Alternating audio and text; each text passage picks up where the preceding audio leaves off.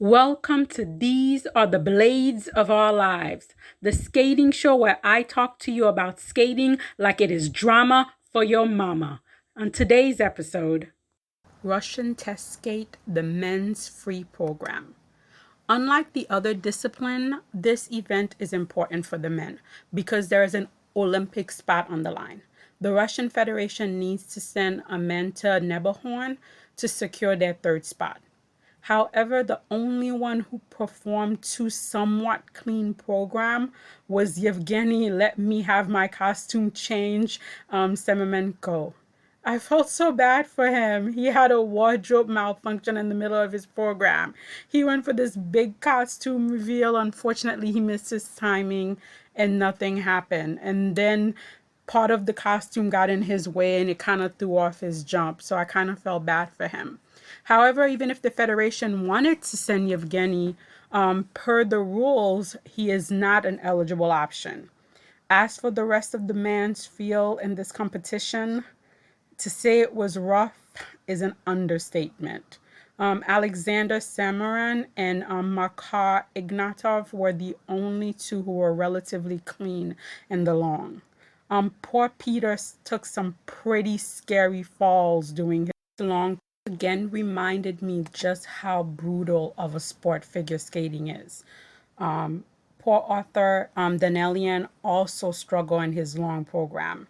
I really hope this is jitters because it's his first competition back from surgery, and that as the season progresses, he'll get his confidence back and then the jumps will come back naturally because he's such a beautiful skater otherwise.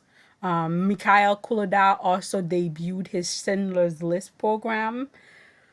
And I have to say, the program itself is not bad. It's just not a great fit for Kulada.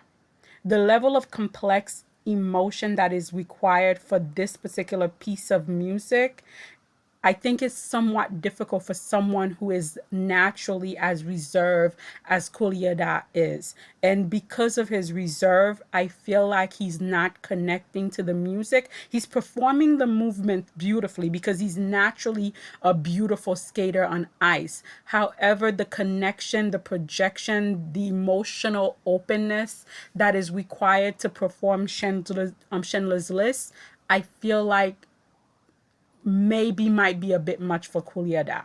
I hope everyone is right and he does go back to his beautiful balletic free skate, which he projects, which he feels, which he emotes so well.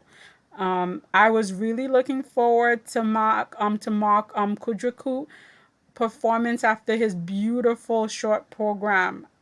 Unfortunately, the long also proved difficult for him.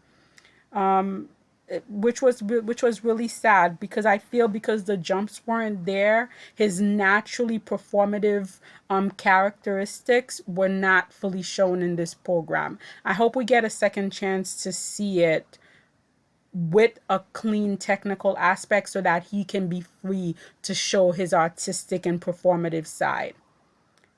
At this point, I feel the Russian Federation options in terms of men to send to Nebahorn is rather limited. If I was picking, because he had more of a successful year last season, I would send Makar Ignatov to Nebahorn. Although, given his tendencies to go from hot to cold performance, this may blow up in the Federation face. However, with the poor showing of everyone else and the fact that last season Alexander Samarin just really wasn't all that together, I think even with a poor performance, Makar can still pull a top 6 finish, which would mean that Russia would get their third spot. Do you agree with my pick? Do you disagree? Who do you think the Russian Federation should send to Nebahorn? Please let me know in the comments below.